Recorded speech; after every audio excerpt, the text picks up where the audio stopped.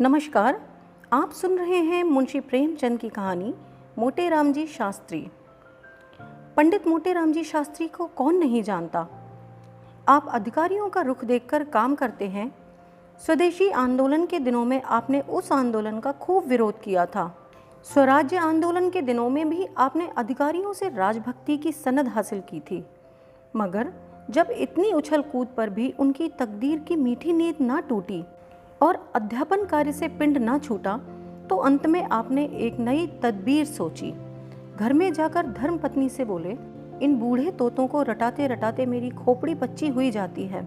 इतने दिनों विद्यादान देने का क्या फल मिला जो और आगे कुछ मिलने की आशा करूं।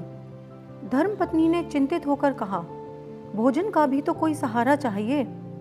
मोटे राम, तुम्हें जब देखो पेट की फिक्र ही पड़ी रहती है।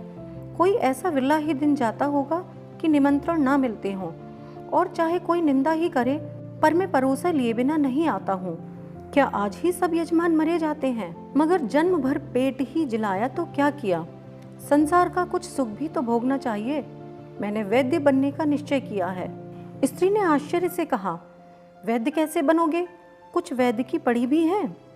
मोटे राम, वैद्यक पढ़ने से कुछ नहीं होता।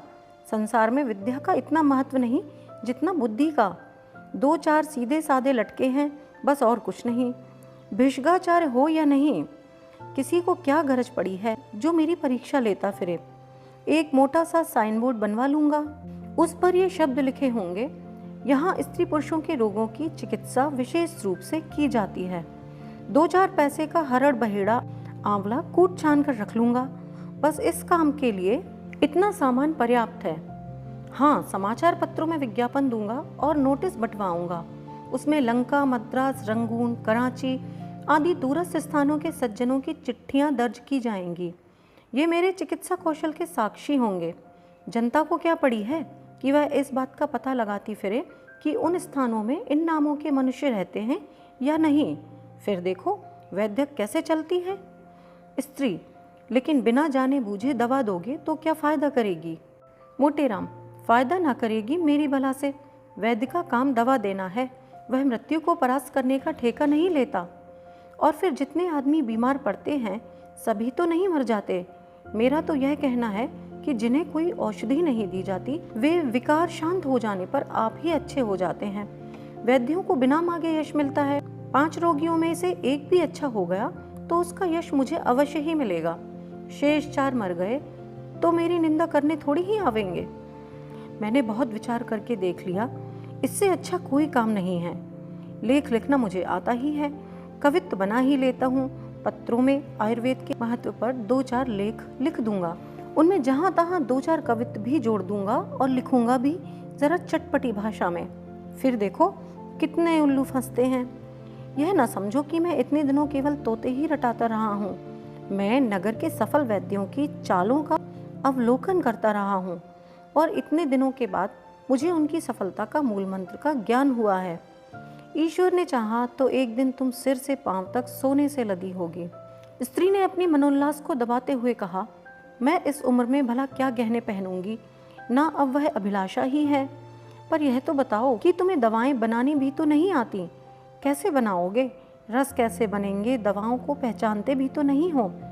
मोटे राम, प्रिय, तुम वास्तव में बड़ी मूर्खा हो। अरे, वैद्यों के लिए इन बातों में से एक की भी आवश्यकता नहीं होती। वैद्य की चुटकी की राख ही रस है, भस्म है, रसायन है। बस आवश्यकता है कुछ ठाट बाट की। एक बड़ा सा कमरा चाहिए, उसमें एक दरी हो, ताकों पर 10-5 शीशियां बोतलें हों। इसके सिवा और कोई चीज़ की दरकार नहीं, और सब कुछ बुद्धि आप ही आप कर लेती है। मेरे साहित्य मिश्रित लेखों का बड़ा प्रभाव पड़ेगा, तुम देख लेना। अलंकारों का मुझे कितना ज्ञान है यह तो तुम जानती ही हो। आज इस भूमंडल पर मुझे ऐसा कोई नहीं दिखता जो अलंकारों के विषय में मुझसे पेश पा सके। आखिर इतने दिनों घास तो नहीं खोदी है मैंने। 10-5 आदमी तो कवि चर्चा के नाते ही मेरे यहाँ आया जाया करेंगे। बस वही मेरे दलाल होंगे, उन्हीं की मार्फत रोगी आवेंगे। मैं आयुर्वेद ज्ञान के बल पर नहीं, नासिका ज्ञान के बल पर धड़ल्ले से वैद्य करूँगा। तुम देखती तो जाओ। स्त्री ने अविश्वास के भाव से कहा, मुझे तो डर लगता है कहीं यह विद्यार्थी भी तुम्हारे हाथ से न जाएं। ना इधर के रहो ना उधर के, तुम्हारे भाग्य में तो लड़के पढ़ाना लिखा है और चारों ओर से ठोकर खाकर फिर तुम्हें वही तोते रटाने पड़ेंगे। मोटेराम, तुम्हें मेरी योग्यता का विश्वास क्यों नहीं आता? स्त्री, इसलिए कि वहां भी धूर्तता करोगे। मैं तुम्हारी धूर्तता से चिढ़ती हूँ। तुम जो कुछ नहीं हो और नहीं हो सकते वह क्यों बनना चाहते हो? तुम लीडर ना बन सके, सिर पटक कर रह गए। तुम्हारी धूर्तता ही फलीभूत होती है और इसी से मुझे चिढ़ है। मैं चाहती हूँ कि तुम भले आदमी बनकर रहो, निष्कपट जीवन व्यतीत करो, मगर तुम मेरी बात कब सुनते हो? मोटेराम, आखिर मेरा नासिक ज्ञान कब काम आएगा? स्त्री, किसी रईस की मुसाहिबी क्यों नहीं कर लेते?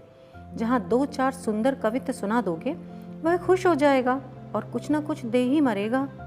वैद्यक का ढोंग क्यों रचते हो? मोटेराम, मुझे ऐसे ऐसे गुण मालूम हैं जो वैद्यों के बाप दादों को भी नहीं मालूम होंगे, और सभी वैद्य 1-1, 2-2 रुपए पर मारे मारे फिरते हैं। मैं अपनी फीस 5 रुपए रखूंगा, उस पर सवारी का किराया अलग। लोग यही समझेंगे कि यह कोई बड़े वैद्य हैं, नहीं तो इतनी फीस क्यों होती? स्त्री को अब की कुछ विश्वास आया, बोली, इतनी देर में तुमने एक बात मतलब की कही, मगर यह समझ लो यहाँ तुम्हारा रंग ना जमेगा, किसी दूसरे शहर में चलना पड़ेगा। मोटेराम हंसकर, क्या मैं इतना भी नहीं जानता? लखनऊ में अड्डा जमेगा अपना। साल भर में वह धाक बांध दूँ कि सारे वैद्य गर्द हो जाएं। मुझे और कितने भी मंत्र आते हैं। मैं रोगी को 2-3 बार देखे बिना उसकी चिकित्सा ही ना करूँगा। मैं जब तक रोगी की प्रकृति भली भांति पहचान ना लूँ उसकी दवा नहीं कर सकता। बोलो कैसी रहेगी? स्त्री की बाँछें खिल गईं, बोली, अब मैं तुम्हें मान गई। अवश्य चलेगी तुम्हारी वैद्य की, अब मुझे कोई संदेह नहीं रहा, मगर गरीबों के साथ यह मंत्र न चलाना, नहीं तो धोखा खाओगे। साल भर गुजर गया। भिषगाचार्य पंडित मोटेराम जी शास्त्री की लखनऊ में धूम मच गई। अलंकारों का ज्ञान तो उन्हें था ही, कुछ गा बजा भी लेते थे। उस पर गुप्त रोगों के विशेषज्ञ, रसिकों के भाग्य जागे।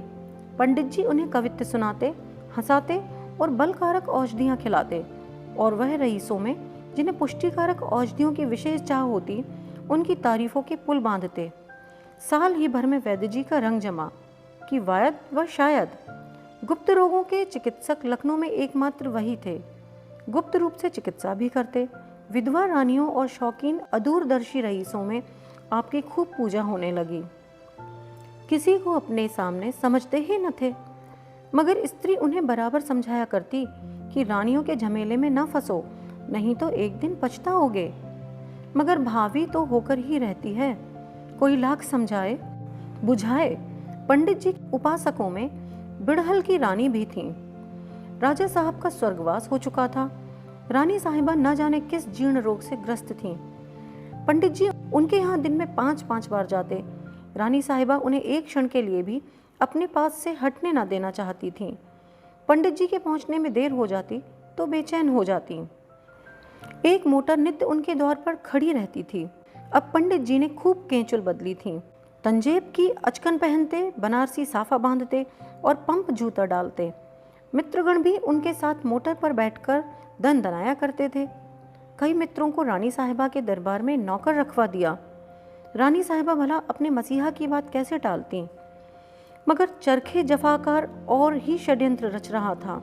एक दिन पंडित जी रानी साहिबा की गोरी गोरी कलाई पर एक हाथ रखे नब्ज देख रहे थे और दूसरे हाथ से उनके हृदय की गति की परीक्षा कर रहे थे कि इतने में कई आदमी सोंटे लिए हुए कमरे में घुस आए और पंडित जी पर टूट पड़े। रानी ने भागकर दूसरे कमरे की शरण ली और किवाड़ बंद कर लिए।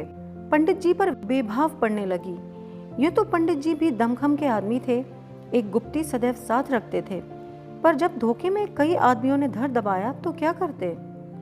कभी इसका पैर पकड़ते, कभी उसका। हाय हाय का शब्द निरंतर मुंह से निकल रहा था, पर उन बेरहमों को उन पर जरा भी दया ना आती। एक आदमी ने एक लात जमा कर कहा, इस दुष्ट की नाक काट लो। दूसरा बोला, इसके मुंह में कालिख और चूना लगाकर छोड़ दो। तीसरा, क्यों वैद्य जी महाराज, बोलो क्या मंजूर है? नाक कटवाओगे या मुंह में कालिख लगवाओगे? पंडित, हाय हाय मर गया, और चाहे जो करो मगर नाक ना काटो। 1 अब तो फिर इधर ना आवेगा? पंडित भूल कर भी नहीं सरकार, हाय मर गया। 2 आज ही लखनऊ से रफू रेट हो जाओ, नहीं तो बुरा होगा। पंडित सरकार मैं आज ही चला जाऊंगा, जनेऊ की शपथ खाकर कहता हूँ, आप मेरी यहाँ सूरत ना देखेंगे। 3 अच्छा भाई, सब कोई 5-5 लाते मारकर छोड़ दो। पंडित अरे सरकार मर जाऊंगा, दया करो। 4 तुम जैसे पाखंडियों का मर जाना ही अच्छा है। हाँ तो शुरू हो। पंचलत्ती पड़ने लगी, धमाधम की आवाज़ें आने लगीं। मालूम होता था कि नगाड़े पर चोट पड़ रही है। हर धमाके के बाद एक बार हाय की आवाज़ निकल आती थी, मानो उसकी प्रतिध्वनि हो। पंचलत्ती पूजा समाप्त हो जाने पर लोगों ने मोटे राम जी को घसीटकर बाहर निकाला और मोटर पर बैठाकर घर भेज दिया। चलते चलते चेतावनी भी दी कि प्रातःकाल से पहले भाग खड़े होना, नहीं तो और ही इलाज किया जाएगा। मोटे राम जी लंगड़ाते कराहते लकड़ी टेकते घर में गए और धम से चारपाई पर गिर पड़े। स्त्री ने घबराकर पूछा, कैसा जी है? अरे तुम्हारा यह क्या हाल है? हाय हाय, यह तुम्हारा चेहरा कैसा हो गया है? मोटे राम हाय भगवान, मर गया। स्त्री कहाँ दर्द है? इसी मारे कहती थी बहुत रबड़ी न खाओ, लवण भास कर ले आऊं? मोटे राम हाय, दुष्टों ने मार डाला, उसी चांडालनी के कारण मेरी दुर्गति हुई। मारते मारते सबों ने भुरकुस निकाल दिया। स्त्री तो यह कहो कि पिटकर आए हो? हाँ पिटे तो हो, अच्छा हुआ। हो तुम लातों के ही देवता। कहती थी रानी के यहाँ मत आया जाया करो, मगर तुम कब सुनते थे? मोटे राम हाय हाय, तुझे भी इस दम कोसने की सूझी। मेरा तो बुरा हाल है और तू कोस रही है। किसी से कह दे ठेला वेला लावे, रातों रात लखनऊ से भाग जाना है, नहीं तो सवेरे प्राण ना बचेंगे। स्त्री नहीं, अभी तुम्हारा पेट नहीं भरा, अभी कुछ दिन यहाँ की हवा खा लो। कैसे मजे से लड़के पढ़ाते थे वहाँ, नहीं तो वैद्य बनने की सूझी। बहुत अच्छा हुआ, अब उम्र भर ना भूलोगे। रानी कहाँ थी कि तुम पिटते रहे और उसने तुम्हारी रक्षा ना की? पंडित हाय, वह चुड़ैल तो भाग गई, उसी के कारण क्या जानता था कि यह हाल होगा, नहीं तो उसकी चिकित्सा ही क्यों करता। स्त्री हो तुम तकदीर के खोटे, कैसी वैद्य की चल गई थी, मगर तुम्हारी करतूतों ने सत्यानाश कर दिया। आखिर फिर वही पढ़ोनी करनी पड़ी। प्रातःकाल मोटे राम जी के द्वार पर ठेला खड़ा था और उस पर असबाब लद रहा था। मित्रों में एक भी नजर न आता था। पंडित जी पड़े करा रहे थे और स्त्री सामान लदवा रही थी।